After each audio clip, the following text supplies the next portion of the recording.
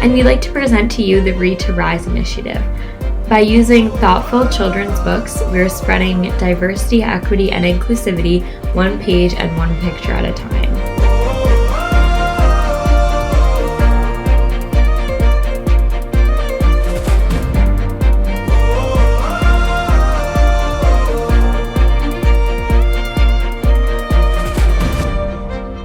There's a moment when you realize Hidden figures. all the things they say. Bunheads. I am Martin Luther King. Kindness is my superpower. Your eyes. 'Cause we were made to fly. We can do anything. We'll shine like the sun, the moon, the stars. We can go anywhere. They'll see us no matter where we are. 'Cause we got the fire. Whoa. We got the fire. Whoa.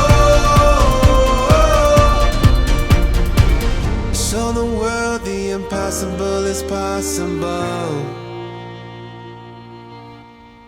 In late January of last year, a young woman stood up before the country. Her name was Amanda, and she was 22. That's only 8 years older than me. But she stood there in her canary yellow coat and spoke words that inspired the nation. She spoke of America, the America that was, the America that is, and the America that will be made by our generation.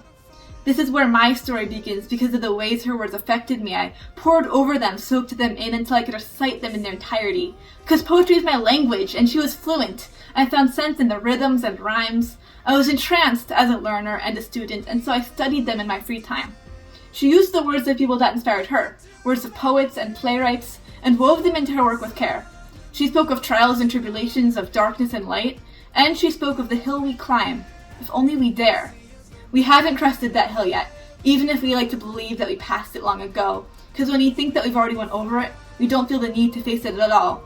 These types of fictions are why there is that stipulation, if only we dare. Do we? Do we dare take on the burden? Are we ready to make change? Are we certain? To the young people here, I hope the answer is a resounding yes. But we must reach out even further if we want any success. This country is still full of naysayers and cynics, and while sometimes we need to be critics, we must not lose hope, lest we give up. That's why we have more power than those who are grown up. We, the youth, are a promise lying in wait, an assurance that one day we can undo the hate. It'll take work, as climbing any hill would. There are still terrible things that marked our childhoods. A president that said words we were told to not repeat, shouting his bigotry on live TV. They say we could solve most of our problems if it weren't for the big corporations, and yet the Goliath force of the selfish is too insurmountable for any cooperation. And so my generation grows up seeing scenes of smoke in the forests, plastic in the seas, barely paid workers in factories, unarmed people killed by the police. And so when there comes to be a deadly disease, we almost expected the device of unease. These things mark problems we can't just undo. They've been swirling and stirring under the surface for decades, and sometimes we wonder if we'll ever see it through, because we all feel too young and much too afraid. It's hard to have hope, that much is true, but we will rise, and that's a vow. Because we won't rest until we see it through, and there's no better time to do it than now. We got the fire. Whoa. Show the world the impossible is possible. Show the world the impossible is possible.